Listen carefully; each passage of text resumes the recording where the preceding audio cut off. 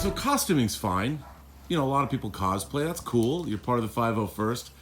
But that wasn't enough for you, was it? One of the things we do at large events is fundraising, and we have props for people to take pictures with.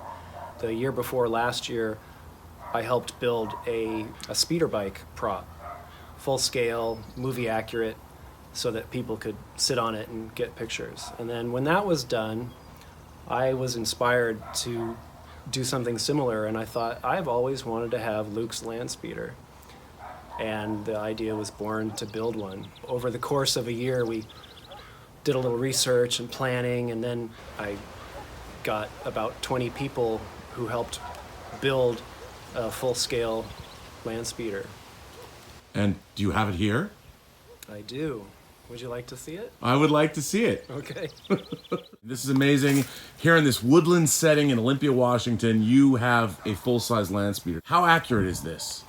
It's fairly accurate. We studied movie photos and other things online and made it as accurate as we could. The original prop, of course, was fiberglass and real parts, and we tried to recreate that as close as we could using photographs and 3D modeling for detail parts and greeblies. It's probably actually a slightly bigger than the original prop because I scaled it to fit my frame using photographs, and I'm taller than Mark Hamill, so it came out a little bit larger than full scale, but it's built from plywood and concrete forms and insulation foam and found parts.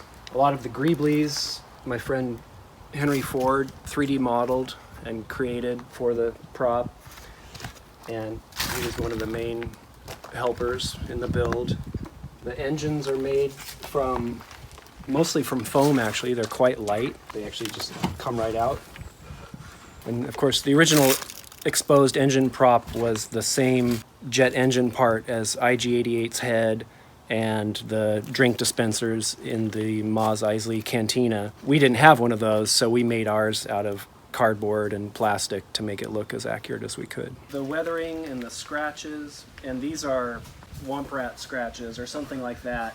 Right. They're part of what make Luke's Landspeeder iconic.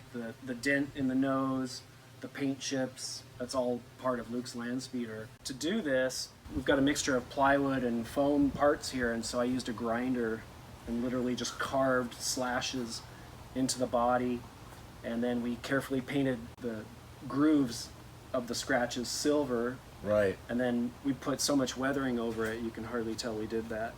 Right. I took photographs, and I had my laptop sitting on the nose and blew up the photograph until I could see enough detail, and then I just hand sketched out the shape of the scratch. Right.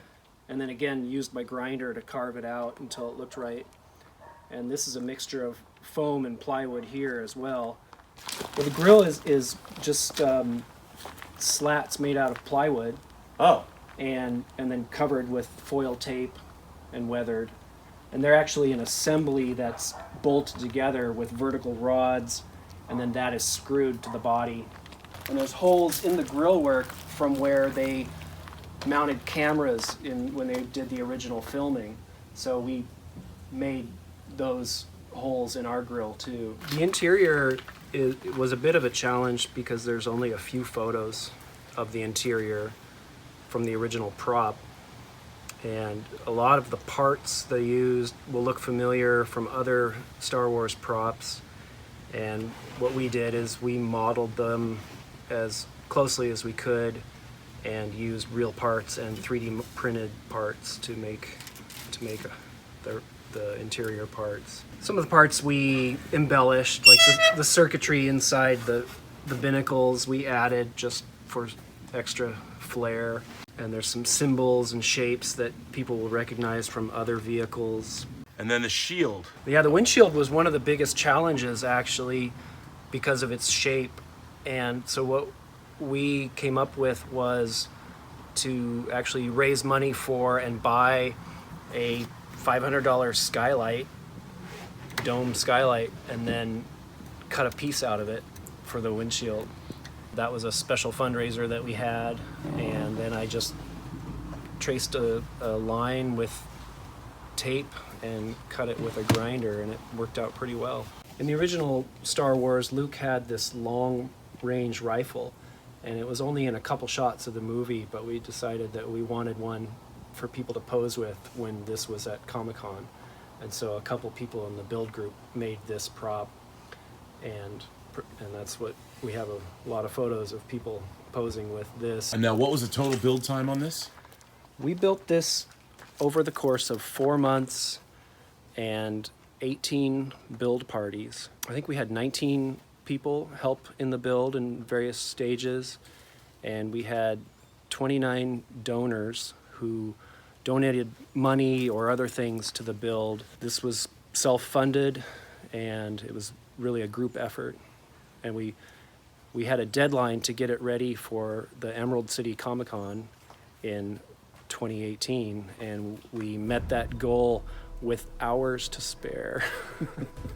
For someone who's rediscovered their fandom again, you know, at another point in your life, how do you now feel about what you're doing? And you're obviously bringing a lot of joy to a lot of people and joy to yourself. Well, for me, it's a real artistic outlet. And for years, I didn't do anything artistic but work, which has some artistic components, but it wasn't fun necessarily. And so this was a way to really get back into art, being creative again, and designing things and problem solving. Ultimately, it's all for a good cause. The costuming, the props, everything we do as a charity organization, it's to help other people. Kids of all ages love seeing us at events, and when a 4-year-old hugs your leg and won't let go because her favorite character is Boba Fett, you know, you can't beat that.